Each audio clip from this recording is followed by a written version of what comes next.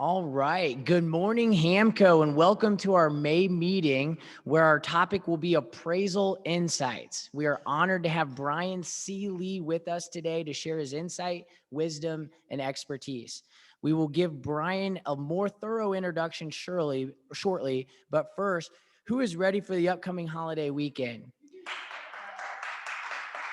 Who is so tired of working through tough transactions, bidding wars, and everything else to even realize that there's a holiday weekend coming up? Just as we get used to certain aspects of this competitive market, the market mutates and morphs into a more competitive market with different negotiating tactics and overall strategy. Whether you're a race fan or not, Andrew Huber, please remember to take time this weekend with family and friends to relax a little bit. Nothing is more important than our health, family, and friends. Plus, family and friends can make great clients. Not always, but they can be clients regardless. And then also, please remember the overall reason why we have a 3-day weekend. Our veterans and soldiers that have given the ultimate sacrifice so that we can live in America, the land of the free, home of the brave. So, thank you to all those servicemen and servicewomen over the years. We are extremely lucky. Now to go ahead and introduce our gold sponsor. And for those of you tuning in on Zoom at home, we are going to change the camera here in a little bit. That way you're not looking at the side of my head. I realize that this setup is not the ideal situation here. But anyway, just wanted to put that out there as well. Our gold sponsor for May is Bailey & Wood Financial Group. Bailey & Wood Financial Group is a local, community-based, and family-owned and operated to best help our borrowers through the mortgage process. We strive to provide the best experience to close loans in days, not weeks. When using Bailey & Wood, you can count on being treated like family. Bailey & Wood is set up here outside of our meeting room, so make sure you stop in and say hi to them. Eric Hoots is one of their big marketing guys, and if you haven't had a chance to talk with him, he's a little bit of a hoot.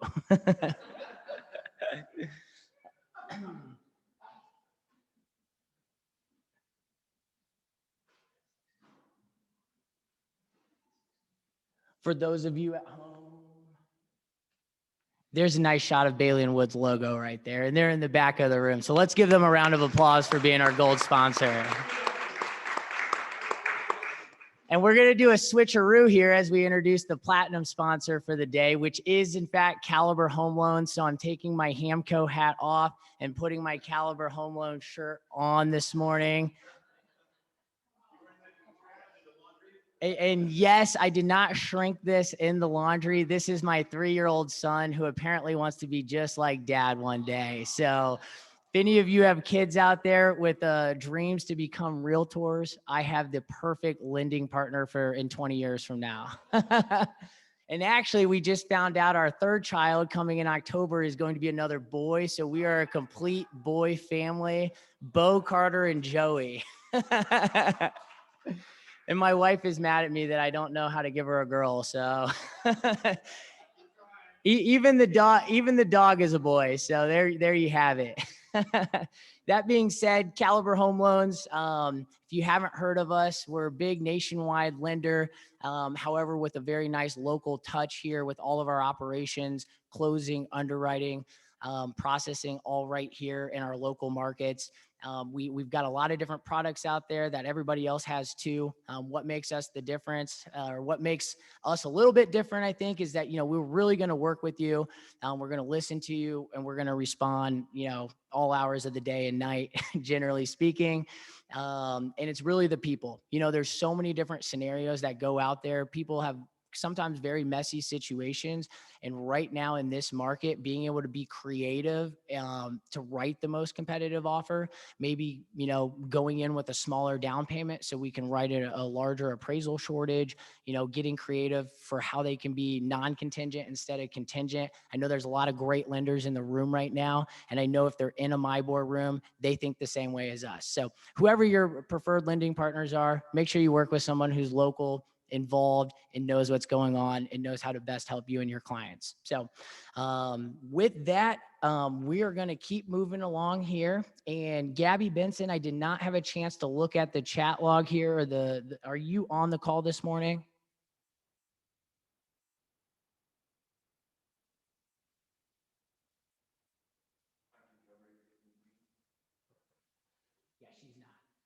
Okay, so with that, we are going to move right on to our favorite MyBoard liaison, Andrew Huber. Take the podium.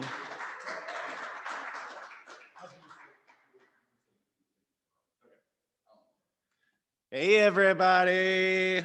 Can we get a little noisy? It's almost the race. It's a nice day. It's Memorial Day weekend. Who here thinks they can spell the word liaison? Teresa Conley, can you spell liaison? Stand up and spell liaison. All right, Chris, I'm going to write it down. There's one more I in there. Believe me, I know, because on my name tag, they misspelled it twice until I finally proved to them. All right, guys, there's a lot going on. Who here is going to the race this weekend? Right on. I'll see you guys there. You what? First time. What about you? How many times you been? 30? Can anyone beat that? Incredible. I'll see you there. All right. With that being said, I'm Andrew Huber, and these are the headlines coming out of my board. Real. Who here has heard of Real? Has anyone in this room not heard of the Real Academy? Okay. Since there's no hands up, I'll just move on to the next part. If you haven't been in Real, do Real. Anything else? Real. You have to be in the industry for at least 2 years. One Wednesday per month from about October to April. One Wednesday, you dedicate that day to learning about some sort of facet of our community, whether it's government, media, diversity, education, and what that means to our industry and what our industry can do to basically have a positive effect on that facet of community to make Central Indiana a better place. I say this completely humbled to you. As a MyBoard employee, I think that Real is one of the best things that we offer our members. So I can't say it enough, do Real, all right? But I do want to say, go all in, both feet, all right? If you plan on not making it a Wednesday, or maybe you're just not mentally there, wait until next year, because Real is one of those things, you get what you put in. So please make sure you do Real. Now, the second thing I really want to make sure to make everyone in this room clear, June 30th. I know that seems like a long time, but it's not. That's 1 month from today. It's over. So don't wait until June 29th to start building your application, getting your letters of recommendation. We get tons of applicants every year. Last year, we didn't have a Real program because you know why.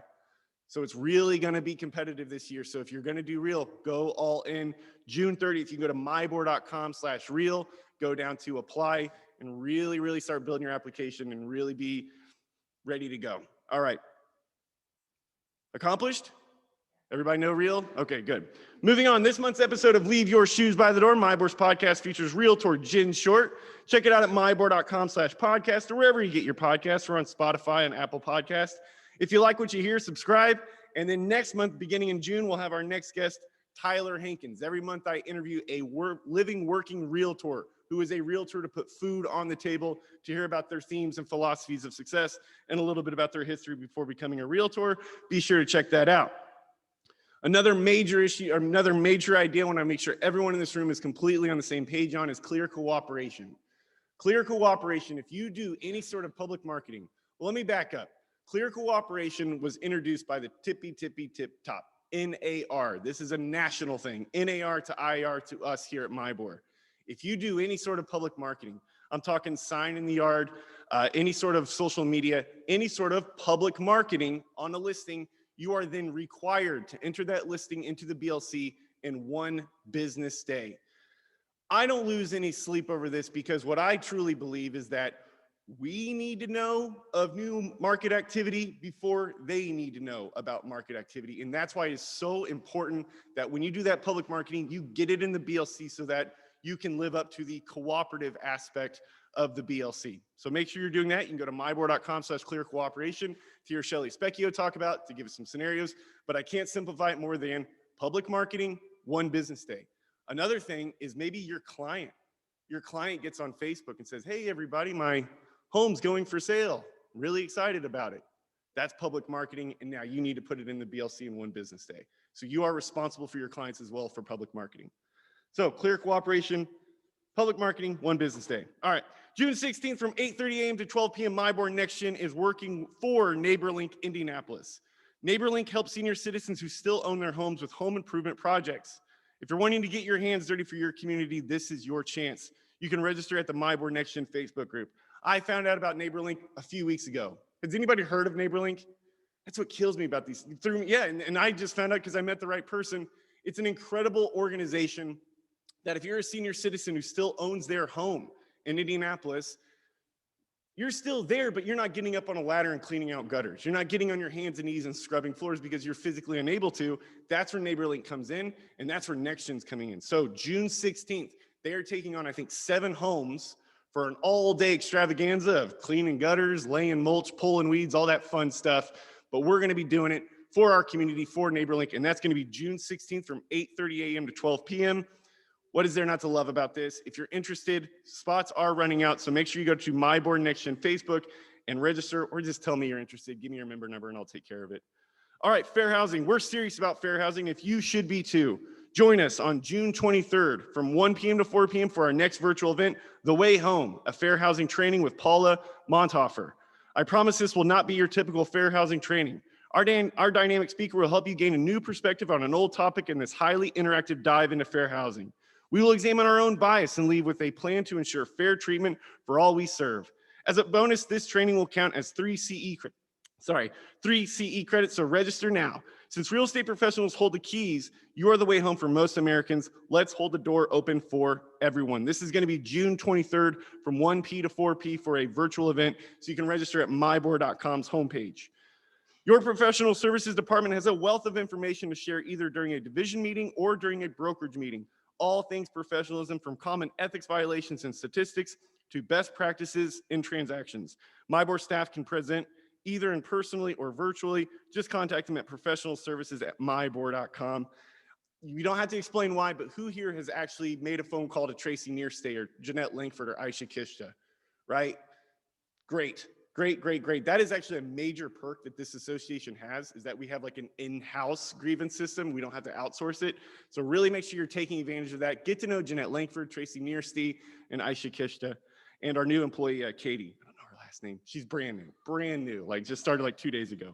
I'm remote, all right? Leave me alone, all right? I'll get to know her soon enough. But get to know them, email professionalservices@myboard.com. All right, going into the Realtor Foundation. May is Mental Health Awareness Month, and the Realtor Foundation is putting a spotlight on the link between homelessness and mental health. In Indy, 45% of those experiencing homelessness face a serious mental illness in comparison to only 6% of all Americans. The stress of experiencing homelessness may worsen previous mental illness and encourage anxiety, fear, depression, sleeplessness, and of course, substance abuse. So this may, to echo what Chris said, whenever I hear holidays or weekends in our industry, I think like, oh, that's cute. Holidays, weekends, where normal people get to take the day off, where realtors is just another day, right? But seriously, to echo what Chris said, take some time to focus on you. If you're not well up here, you can't be the husband or wife that you want to be. You can't be the parent you could be. You can't be the friend you can't be if you don't take care of yourself first. So please make sure you're focusing on that. Second thing out of the Realtor Foundation, the foundation is hosting a virtual fitness challenge to get you moving. Join in the fun and hashtag GetMovingMyBoard to raise critical funds for the Realtor Foundation's mission of linking hope to the homelessness. Sign up for a fitness challenge that best fits you. Plan a family fun 1-mile walk with your kids. Run a 5K or 10K, or do a 10-mile bike ride. Virtual means you can complete your fitness challenge anytime, anywhere. Get moving around our great city while supporting our most vulnerable neighbors. You can register at realtorfoundation.org/race. This is a May thing, so get it in this weekend. Of course, everything that I just said, you're raising money for a great cause to help Hoosiers achieve the American dream that is home ownership through the Realtor Foundation. So make sure you participate in that. And then finally, just an Indy 500 bit for a $5 gift card to Starbucks. Who can tell me is the pole sitter for this year's Indy? I know you know it. I know 30-time attendee back there knows it. Go ahead, stand up and be heard. Straight out of New Zealand, 5-time IndyCar champion Scott Dixon is the pole sitter, and we're all hoping he gets Indy 500 win number 2 this year, right? I love Scott Dixon. I'll get your member number, $5 gift card. Happy Indy 500, everyone. Thanks.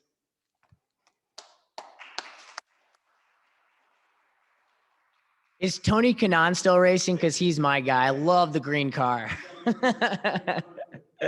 And then with that,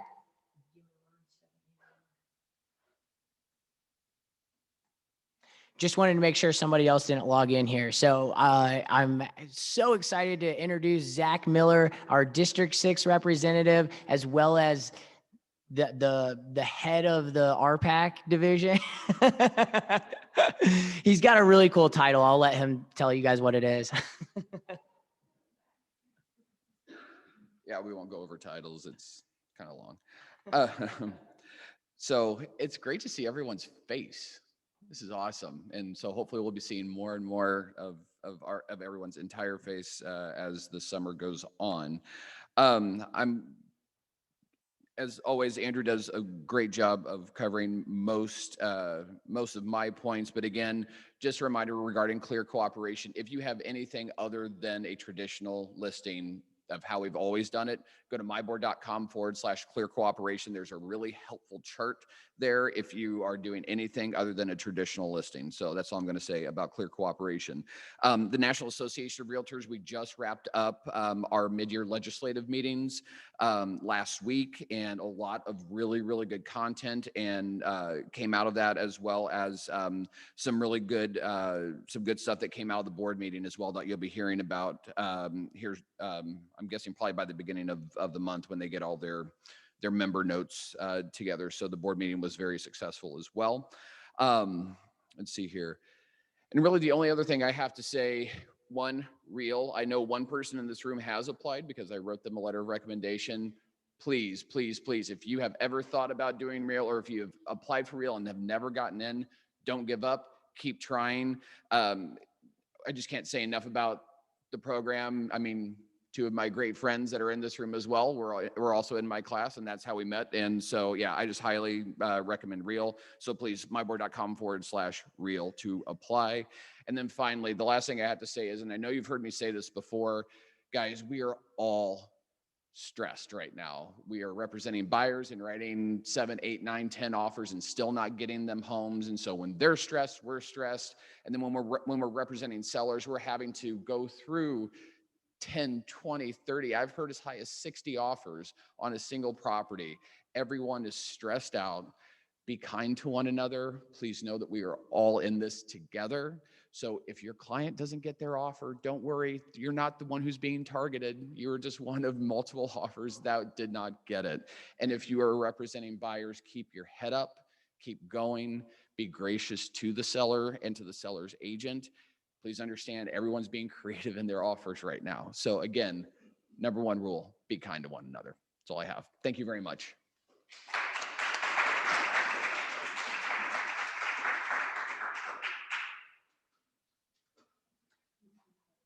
All right. And as we get going here, can I get somebody on the chat tab at home to confirm that you can hear us well and that you can see the camera that we have up on the microphones?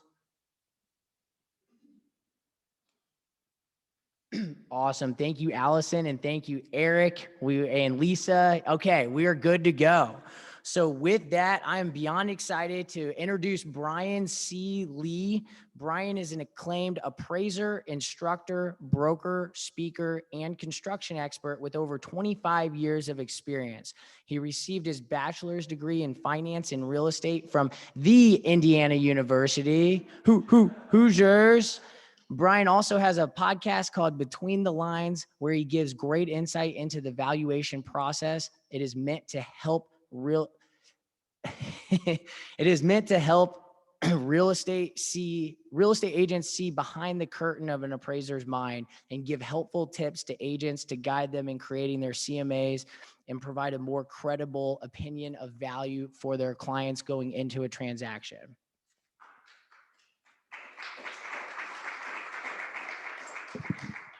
Brian, thank you so much for being here this morning. Absolutely. Thank you for having me out here. I appreciate it. This is great. I love doing this and great to see all the faces. So hopefully everybody recognizes that I am an appraiser, but I am not the enemy. Okay. Not me. There might be some out there, but I'm not the enemy. So I'm here just to help you understand some things and work through it. So I know you guys have some questions, so thank you again for having me out here, though. Yeah, absolutely. Well, thank you for donating your time here, expertise, wisdom, because I know we're all working around the clock here on about 4 or 5 hours of sleep some nights.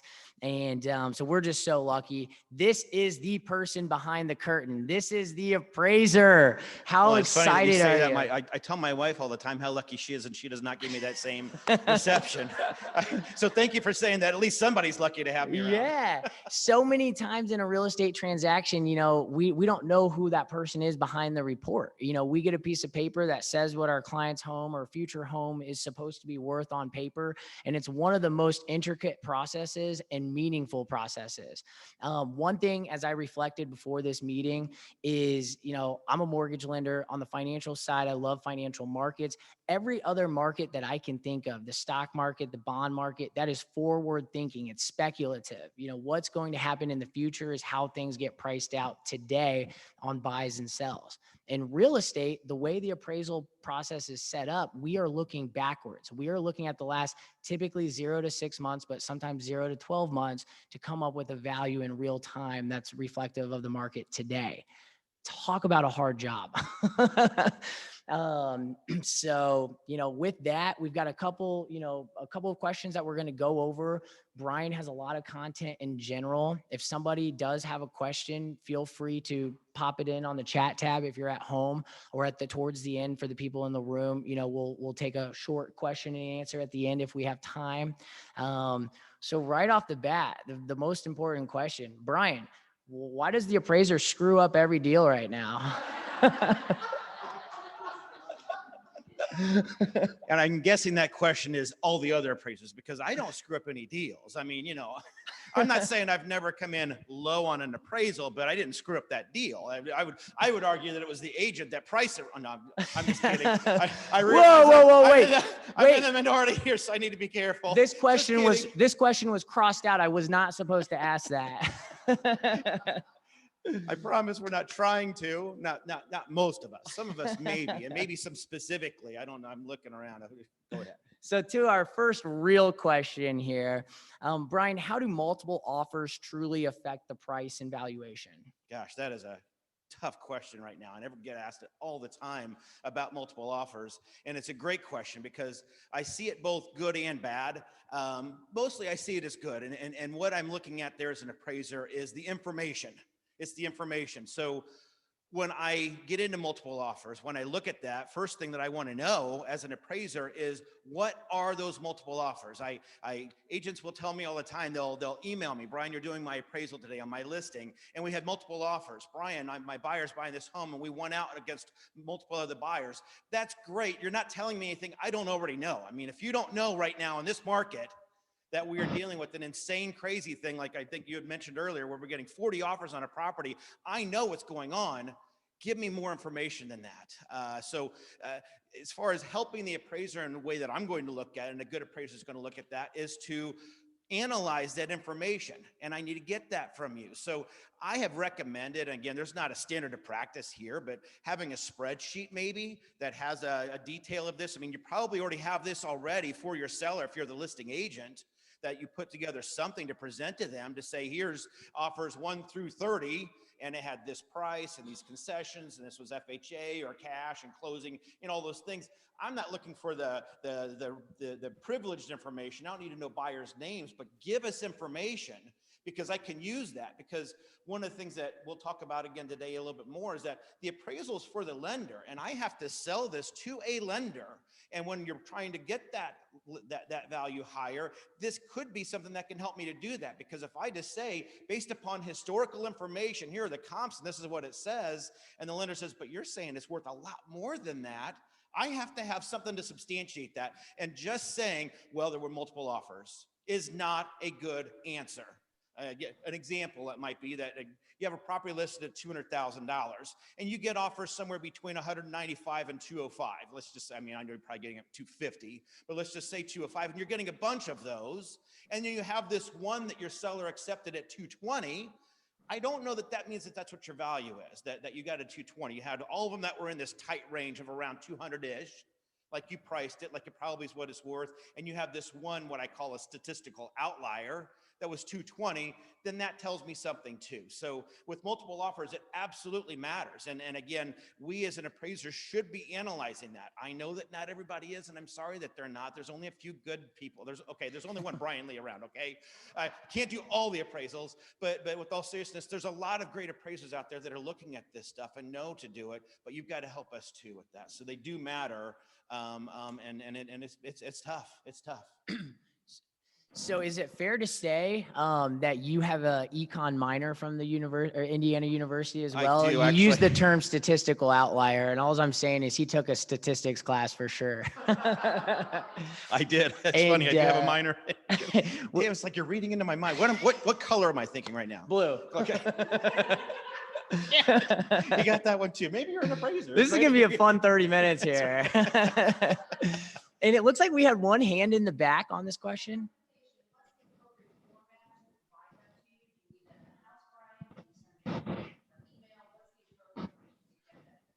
Yes. For those that couldn't hear the question, it's what is the best way to give that information to the appraiser? Is it on the counter? Is it through an email? Well, and let me take that question a little bit further too, to say, I'll answer directly by saying that I don't know. I think probably one of the best ways, especially because sometimes it might be the buyer's agent that does this, or it could be the listing agent, or a combination, you guys working together, whatever. So it might be better to leave it at the listing, at the property, on the counter, something like that. I might not see it. I mean, I've been in some homes where it's on a kitchen island and there's a bunch of stuff on there. And, you know, I'm not nosing through somebody's stuff. And if it's clearly labeled, hey, Brian, this is for you, big black letter, something like that, then I probably see it. But so that's what that would be what I've seen it, but an email too. But with the question though, as well, is that other things that you can provide is the multiple offer details, but also other things to include would be updates to the property. So make sure you're including that too. If you have comparables that are relevant, not just a small CMA thing, but comparables that you think are relevant, and then an explanation of why you did that. So kind of include all that stuff and leave it there is probably the best thing that I would suggest.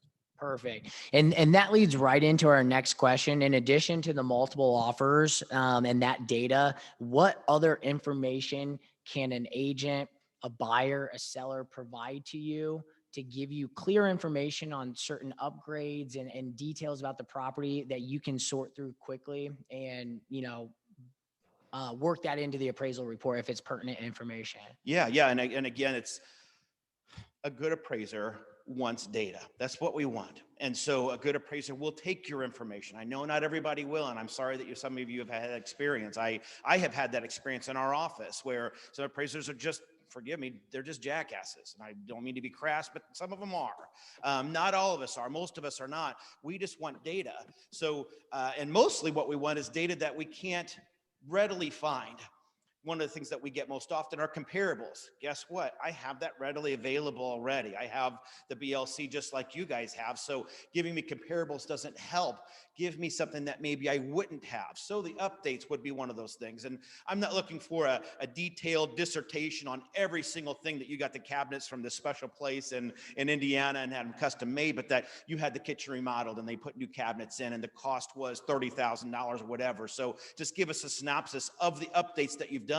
And again, getting back to one of the things I said earlier, we're trying to sell this to a lender. And this is one of the things that lenders are looking at intently is the property condition. So the more information you can give to me helps me. I like it in a PDF format or something like that. I'm going to scan it in and put it in my report and say, hey, lender, they've done these things. They've spent $50,000, $60,000 on this property. And here's the list of it, instead of me just saying, well, they updated it. Okay, what's an update? Well, you put new cabinet pulls on the cabinets. That's really nice. Like, that's not really an update. I mean, I guess technically it is. So that's one of the things. And then the other thing is too, is that comparable data is something that we don't need, but there might be some things in comparables that you can provide.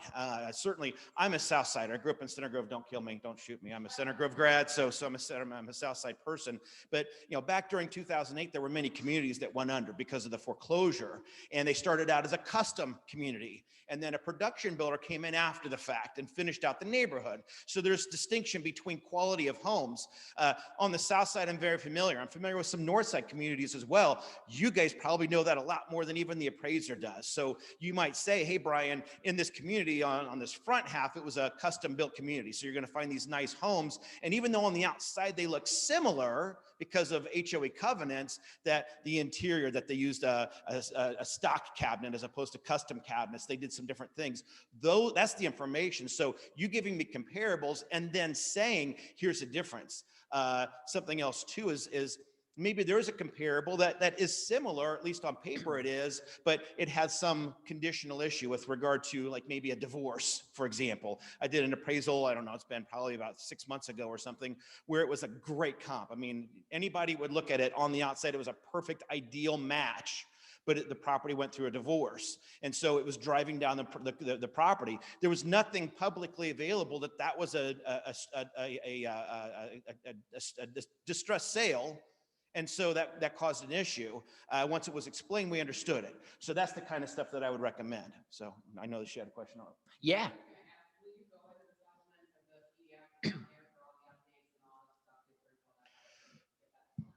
So the question was, do I go into the supplements? And the answer is that probably not. I will say that I do. I look at everything. I look at the seller's disclosure form. I say I'm religious about it. I would be honest to say that I may miss it every once in a while, but I'm very adamant about looking at it myself, and I do recommend it in the appraisal classes that I teach. But I honestly don't know that appraisers do. So I would not rely upon that. If you're asking me, Brian, do I do it? Absolutely. But in my experience, I don't know that a lot of appraisers do. So that would be the concern if you put it out there that may not be seen. So this just stems to another question that I have here, so really as an agent list a property, not only running the comps, but maybe investigating the comps to see what values and why does this one seem higher or lower? Like, would you assume that's a good idea to go ahead and research some of those comps in more depth if something doesn't seem to add up? Yeah, that's part of what we're doing. I don't want to say not to do that, but the appraiser is going to do that too.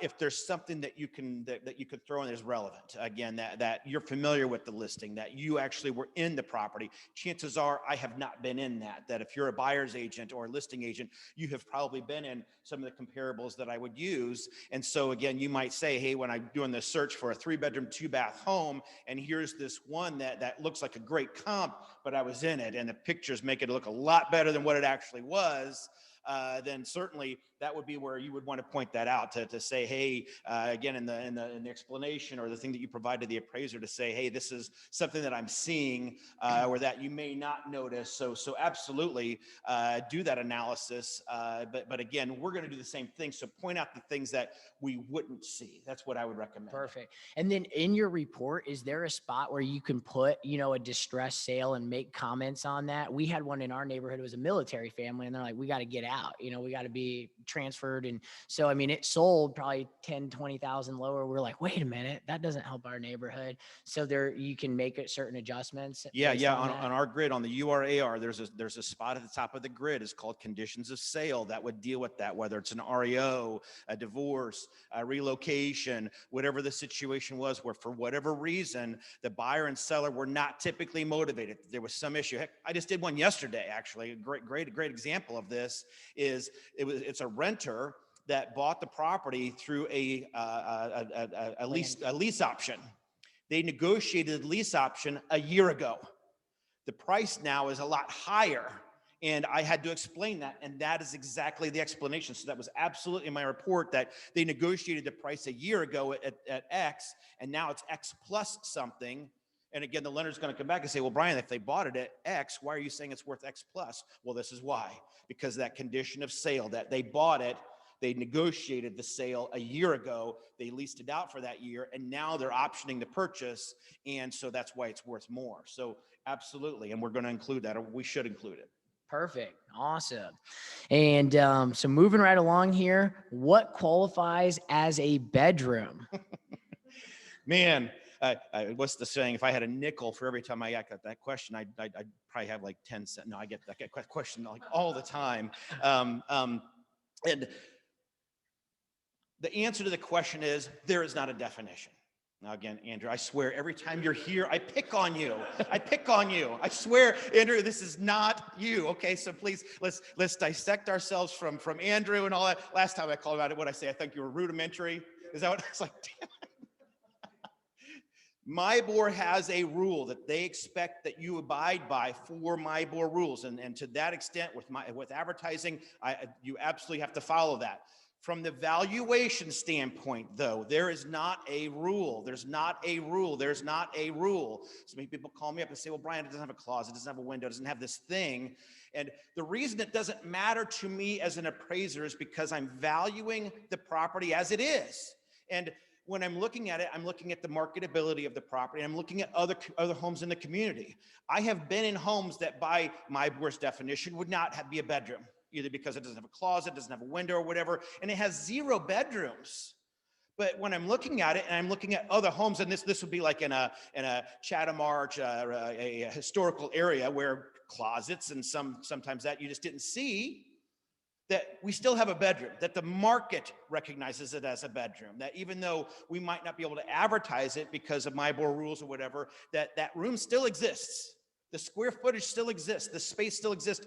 What would a typical buyer do with that room? And if the answer is they would use it as a sleeping area, I'm calling it a bedroom. Now, again, maybe I don't label it. I don't write in my report that it's a bedroom, but in those situations, I've described it. I said that, by the typical definition, it's not a bedroom because it doesn't have the closet, the window, whatever, but the market would use it as such. So I would compare it as such. So again, we can get into the definition, but from the valuation standpoint, I don't care. I care what does a buyer think about it? How would a typical buyer do that? And so I'm going to look for comparables in this market. That are they similar? Do they have the same similar issues? And if they do, then it's a bedroom to me, if you will, because that's what the market would see. So I don't look at bedrooms. In some cases there are. Again, if I'm looking at a home in the past 10 years, 20 years, there's a pretty clear definition. And here's where I would absolutely agree with MIBOR's rule that, in the past 10 years, you do have to have the closet. You do have to have the window. That's the expected thing in today's construction. But you have a home from 1850, they probably didn't have closets. So, do we have a bedroom or not? I think we do probably. Fantastic. And then we have one question from the Zoom audience. It is, what is the physical process when viewing a property to complete an appraisal? That is an excellent question. And unfortunately, there's not a standardized process to this either. I wish that there was. I've advocated for this. One of the big issues that we run into is with regard to square footage. So there is no rule. There's no Fannie Mae rule, no FHA rule, no rule that says here is how an appraiser is supposed to measure the square footage. I wish there was. I can't stand that there's not. And again, I won't go on my tangent because I will. It makes me mad. But regardless, we are required to verify information. So if we have a reliable source, which usually the reliable sources consider to be public records, and I don't consider them to be reliable. I just don't. Assessor numbers and all that are very rarely right, but still it is a source. And in some cases, they've been relatively accurate. So, as an appraiser, I could look at that and say, they said it's 1,000 square foot, and it looks like it's about 1,000 square foot. So I'm good with that. And that's all that the appraiser has to do. I don't like that, but that's what the standard of practice is. What I do and what a lot of appraisers will do, not all of them will, we will physically measure the home. I have an iPad, I have a laser measuring device. I walk around and I measure the square footage of the property. So that is one of the big things I see as an issue with appraisers and valuations, that they might not be doing it. I've seen some I've seen some sketches of property where the home has all kinds of dog legs and bump outs and all that, and they drew a rectangle. Like, did you even see the property? So it just things like that kind of irk me in the appraisal community. Other things I look at, though, I'm obviously looking for conditions. So again, that's where the updates are going to be very important, that if you tell me they updated the kitchen, the bathrooms, I'm looking for that. I'm walking through all the rooms, paying attention to, again, the quality of the condition and all those things. So that's what I'm looking at when I'm looking at a property. And then certainly taking a lot of pictures. I had a lady yesterday that was like, why are you taking so many daggone pictures of my house? I said, I'm going to put it on Facebook. And then said, the lender, that part of it's for the lender, but part of it's for me too. I see 3 or 4 homes in a day sometimes, and it's like, oh my gosh, was that the one with the messed up kitchen, or was the other one? And so the pictures help me to remember too. Absolutely. So with all your experience, what's the square footage of this room that we're in right now? I can walk it off real quick. Let's see here. I have 30. Like 10,000 square I'd feet? say probably about 3,000 square foot. About 3,000? Yeah, I'll I'm take gonna guess it. that's We'll about measure right. it later. Great.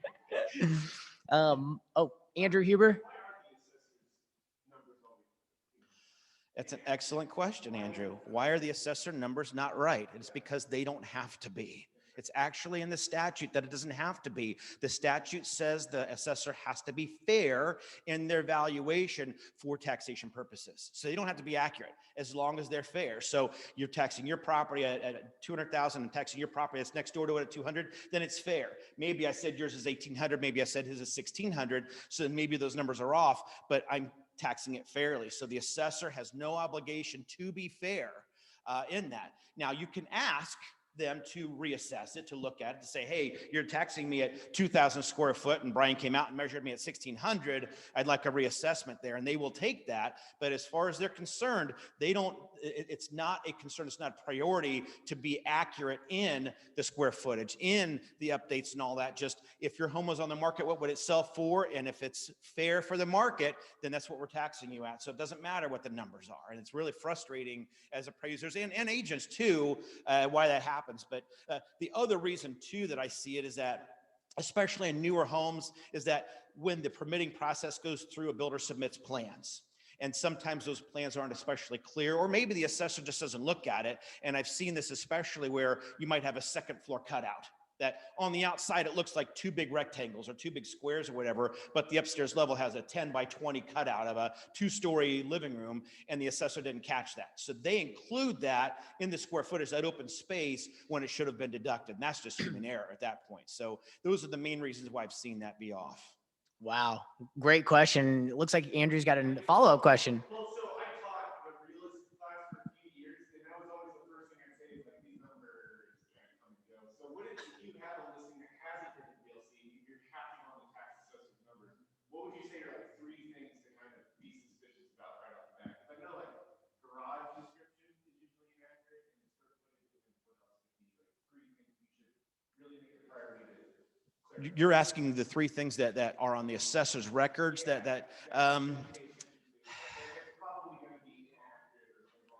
yeah, the square footage is absolutely the top one. Sometimes it'll be like basements, foundations. Is it a slab? Is it a crawl space? Is it a basement? What kind of basement or whatever, the size of it. So those are all square footage related issues. Maybe bedroom count. Sometimes I've seen that be off. Bathroom count, so room count might be another one. But the big one is the square footage, because that's the one that doesn't always stand out. The assessor says you have 3 bedrooms, and you're going to walk through the home. You're going to list it. You walk through. I can see 3 bedrooms. That's relatively easy. Okay, the assessor got that wrong or got it right, but the square footage is maybe it's not. Foundation might be one where assessor says, I've looked at this, says it's on a crawl space, and I go out there and it's a cellar or some other type of basement. And again, not that it was a huge surprise, but still like, oh, I didn't know that. It would have been nice to know that. So. Awesome. And my favorite question of the day, because it relates to what I was talking about with most financial markets being forward looking and speculating versus real estate with appraisals having to look in the past. Are appraisers using time adjustments, and what is a time adjustment? Feel like Dr. Evil. Time adjustments. As we'd mentioned earlier, in the appraisal process, in the valuation process, you're writing CMAs, we're using historical data. We're using properties that have sold 3, 6, 9, 12 months, sometimes even longer in extreme cases. What a time adjustment does is it adjusts for that home selling back, let's say, make it easy, a year ago. And that property values have increased at 10%, and it sold for $100,000 a year ago. And property values have increased at 10% over the past year. That means, in theory, that the property would have sold for $110,000 if it sold today. So the time adjustment would say, okay, well, we recognize historically speaking, it sold for 100. It's increased at 10%, or the market has increased at 10%. So in today's market, it would have sold for 110. So we make a $10,000 time adjustment there. And that's an important thing that again, I'm seeing more and more appraisers finally getting on board after a year and a half of this, finally doing it. It's very frustrating again for me as an instructor that they don't always but I am seeing more appraisers applying those time adjustments. So I think that is part of the question is, and not that I'm trying to sell my podcast, but I just had one released Tuesday that talked about this. So again, I'm not trying to sell my podcast. It doesn't cost you anything. If you want to hear a good read about it or a good talk about it, go to my podcast and listen to it about time adjustments. But we want to first recognize it. And the second thing is we want to figure out what is that time adjustment. I don't know that many people are arguing that property values are increasing, but kind of the same thing I had mentioned earlier about multiple offers is that property values are increasing, but that doesn't tell me anything. How much are they increasing? Because they're not the same in every market. There are sub-markets that are different. I've seen some that are increasing at 7%, some that are increasing at 10, 12, some I've seen increase at 20%. It's insane.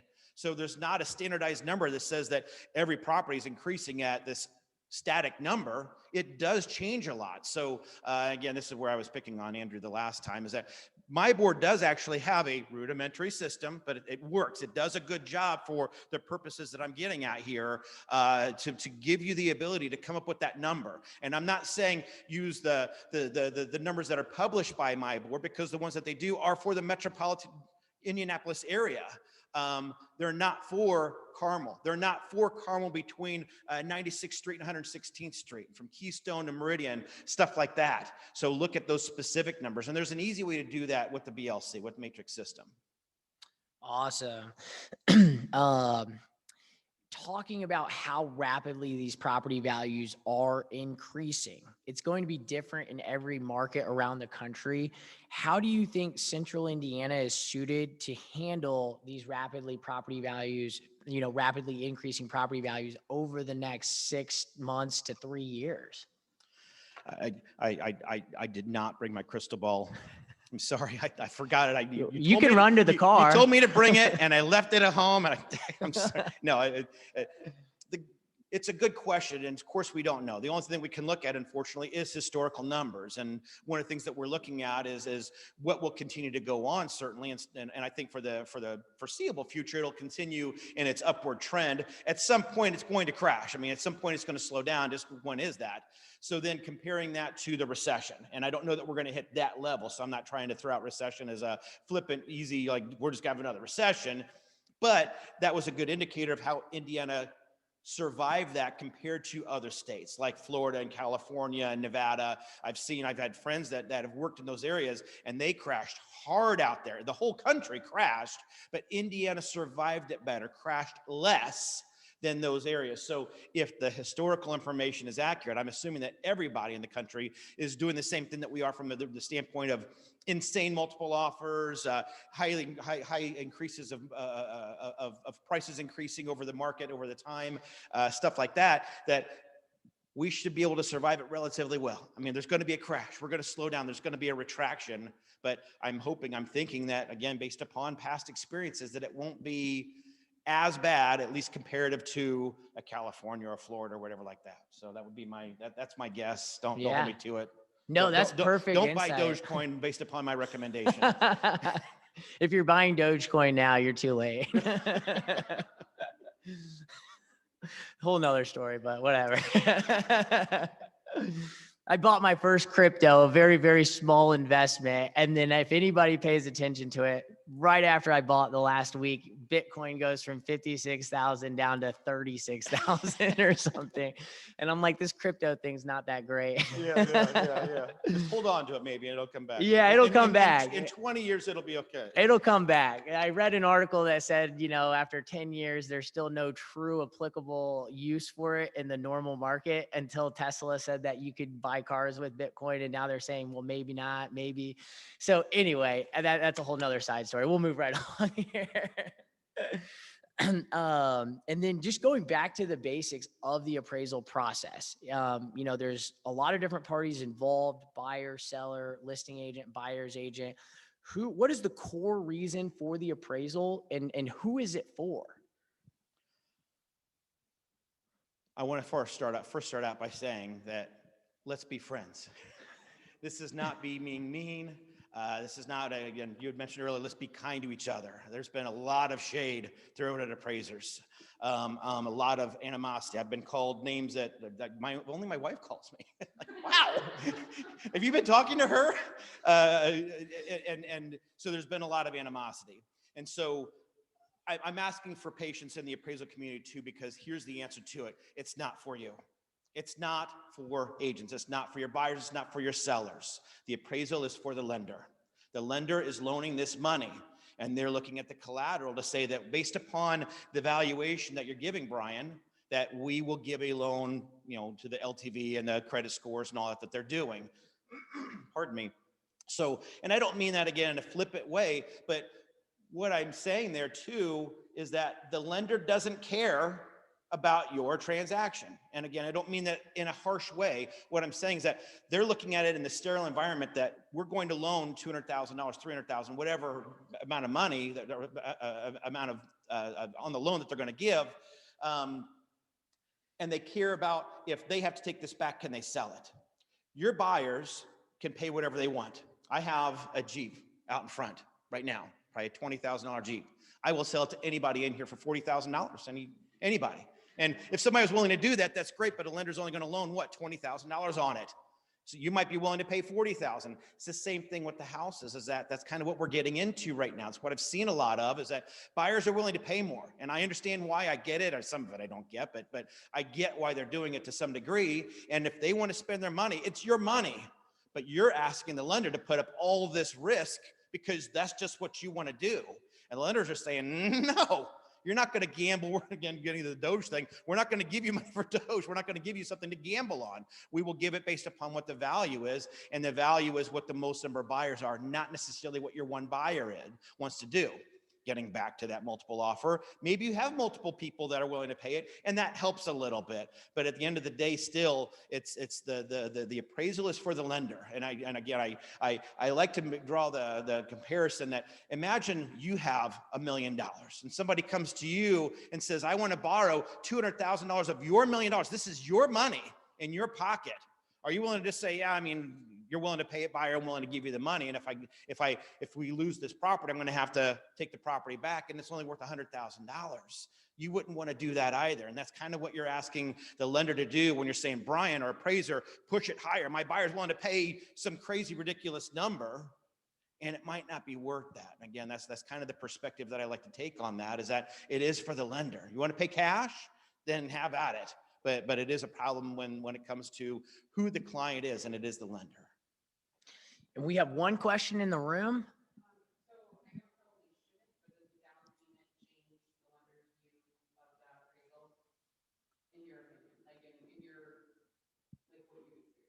So you're asking if the down payment changes the lender's perspective on the appraisal, and I can't speak to that. I would say that I don't think so. Again, this is me being an appraiser. I don't want to speak for lenders. I don't think so, because they're still basing an LTV on that number, on the purchase price, on the appraisal. And certainly if the appraisal comes in less than the purchase price, that LTV is based upon the appraisal. It's the lower of the appraisal or the purchase, or yeah, I said that right. The lower of the appraisal to the purchase price. If the appraisal comes in lower, then that changes the LTV. So I'm going to say that it does matter, because now they're going to have a different down payment expectation, or how you're going to make up that gap. So that would be my answer without knowing exactly how a lender would look at it. Yeah, and to chime in as a lender a little bit on that, yes and no, because at different down payment amounts, the private mortgage insurance costs different amounts. So, we're insured, for more risk at a 3% down loan than at 15% down. So that kind of factors into the overall risk of the loan right there. Because we have a ton of mortgage insurance on a 3% down loan and a very little amount on a 15% down loan. So I think yes and no, they look into that, but because of the way PMI is priced out, the value of the home's the value of the home on the appraisal report anyway. Yeah. So the last question I have for Brian this morning is, how thick is your skin compared to the normal human being? Well, you guys have been very kind today, so my skin didn't have to like bulk up. I like Hulk, you know, if you're familiar with. I'm a Marvel fan. I'm a geek. Everybody knows that. I'm a geek. I love the Incredible Hulk. He has a really thick skin, but he's got a Hulk out to do it. You know, Mark Ruffalo. I mean, ladies, you know Mark Ruffalo. I mean, my wife knows Mark Ruffalo. Like, whatever. Anyway, you know, his skin is probably pretty thin. So depending on the situation, I do have to have some thick skin. I was called something the other day that I'm like, again, just like, wow. You just said that out loud to me. Anyway, I got thick skin and said, well, your value didn't change at all. That does not help you. Calling me names does not help change the perspective. So, yeah. What you say bounces off me and sticks on you. That's right. Exactly. I'm rubber, you're glue. That's right. I do have 2 questions on the chat Yeah. tab. I know we're right at 10 o'clock. Do you have a couple of I do. extra I have time, minutes? yeah. Okay. So from Colleen, we have, can you talk a bit about basements and how appraisers view them? Finished versus unfinished and basement versus no basement. Yeah, so again, I keep bringing up the same topic of conversation about square footage. Certainly square footage is going to be the first thing, is that what is the size of the basement? The next thing I'm going to look at is what type of basement is it? Is it a cellar type basement? Is it a basement from the 50s that's concrete block, but it's still leaking, you know? Or is it a relatively newer basement that has poured concrete walls and, you know, I like the really super nice type of basement construction is what I'm getting at. The next thing I'm going to look at is to see how much of the space in the basement is finished. Certainly in most basements, you'll have a mechanical room area, maybe a storage area. So I'll pay attention to that. You have a 2,000 square foot basement and maybe 1,500 of it is finished. Then I'm also going to look to see what of that 1,500 that's finished, what is it comprised of? You know, is there a bedroom? Is there a bathroom? Does it have a wet bar or whatever it is? You know, does it have drywall ceilings or is it exposed joists and they've painted it?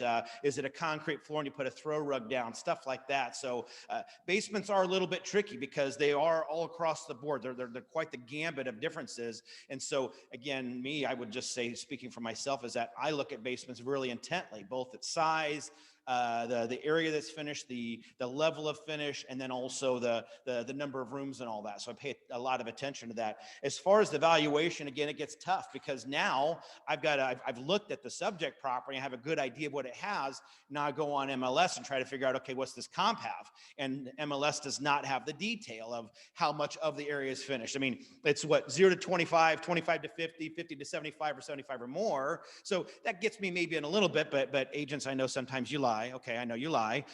So I'm trying to look at pictures to try to figure this out. I didn't say lie. I meant misunderstood the truth.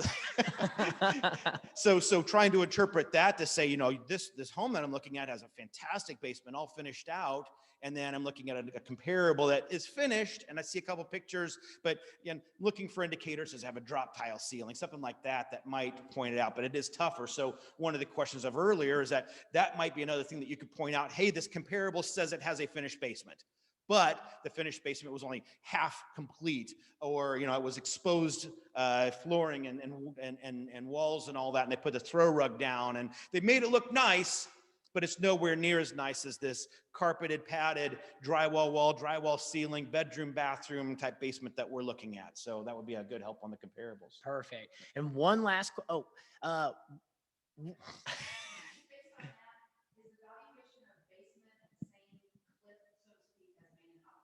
Good question. So is the basement valued at the same as the main and upper? And typically not. Certainly things that can, let me put it this way. It will, I would say that it will always be something less. So I do not want to advocate for price per square foot, but just using that as the analogy here, let's say that the main level is $100 a square foot, just to make it easy. The basement's always going to be something less than that, always something less.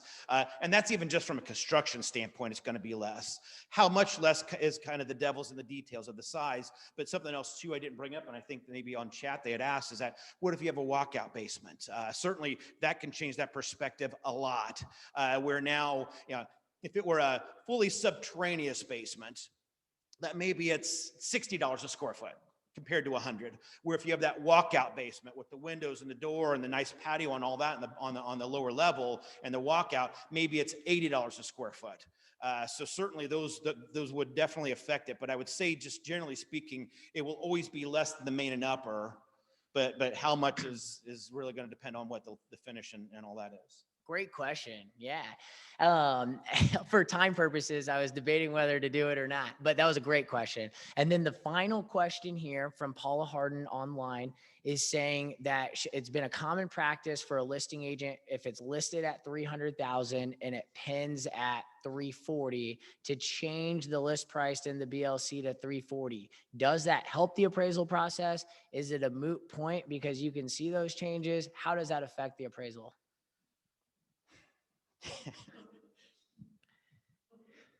A couple of things, and this is just me being an instructor, first of all, this is not even being an appraiser. I teach pre-licensing.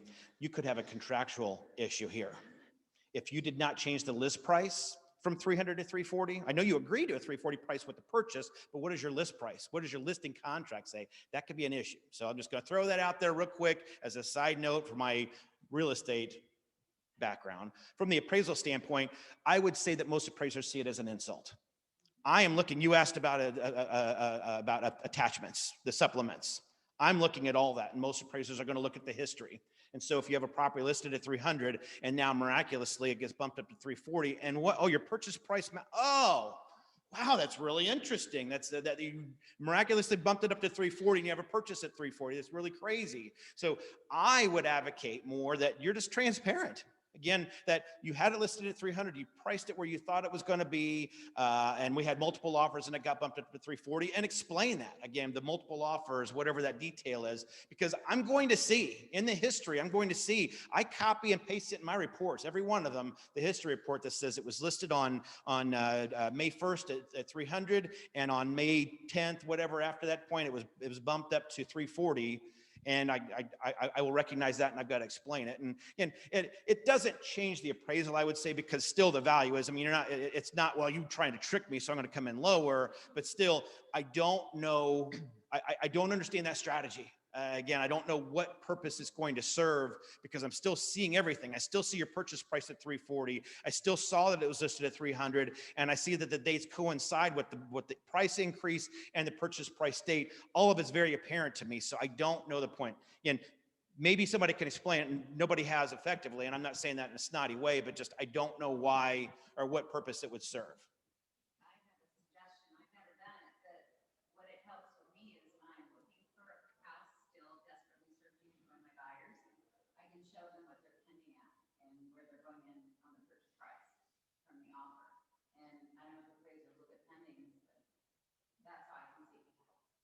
And in that case, I guess I could see that.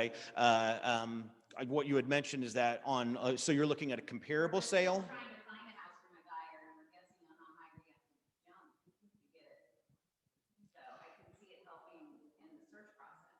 So again, I think if I understand what you're saying is that you're looking at a comparable property, or a property that your buyer did not win out, and you're looking at the negotiating strategy.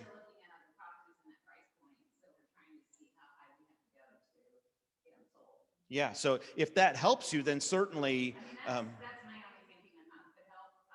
yeah. Yeah,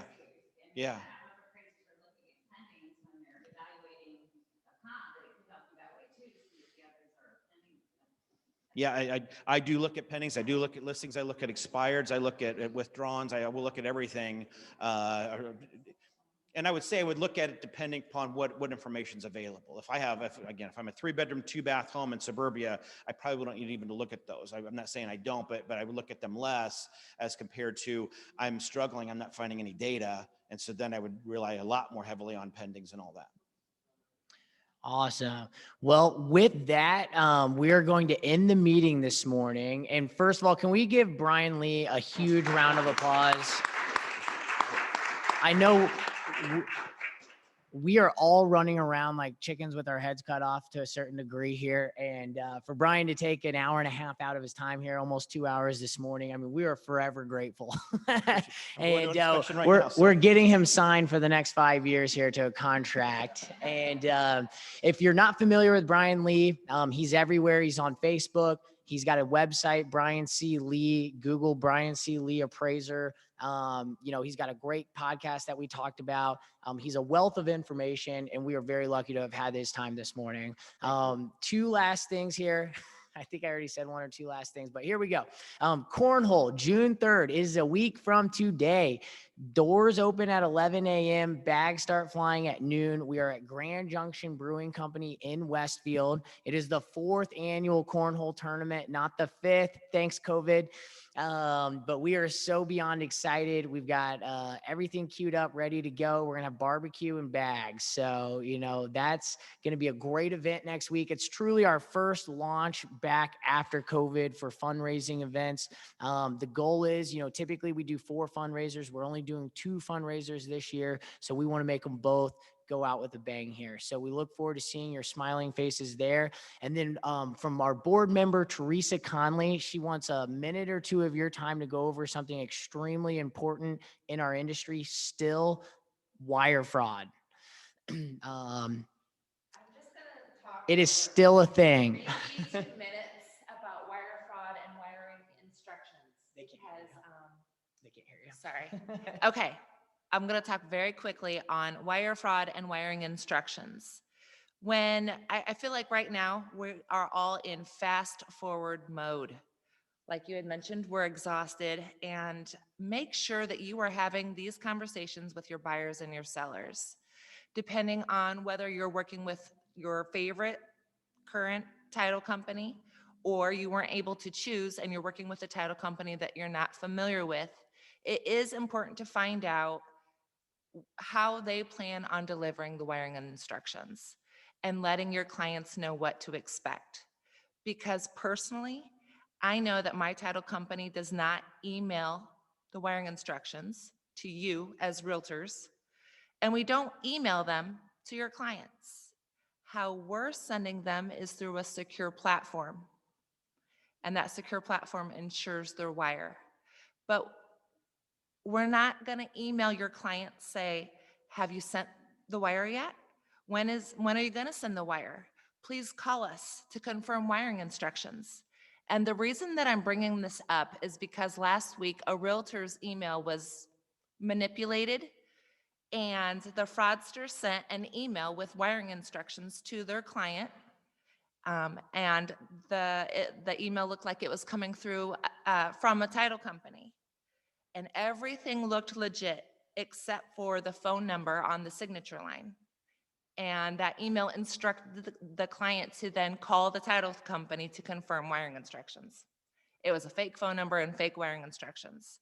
So this is still a thing, and we're all so busy, but please have these conversations with your sellers and buyers and know what your title company is doing.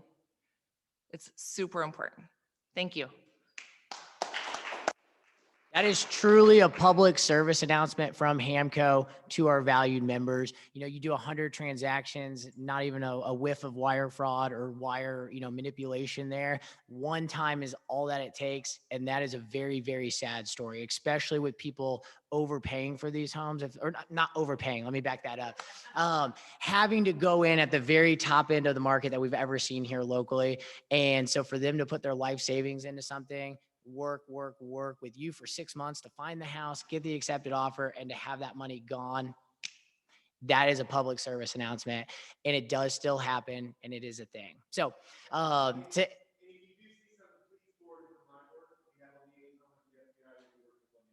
Andrew Huber is saying, if you see anything that is questionable or definitely wire fraud or manipulation there, forward it to my board. They work directly with the FBI. And because that is a very serious thing. And I think all the title companies around here, have security departments and, but it takes all of us. It takes diligence. It takes diligence, awareness, and we all need to be looking out for our clients there. It includes everybody, I think, except for our insurance agent affiliates, because they don't have anything to do with that. But realtors, title reps, mortgage lenders, we're all in this together on the wiring side. So with that, have a great May, have a great holiday weekend, and thank you so much for everybody for showing up this morning. Take care.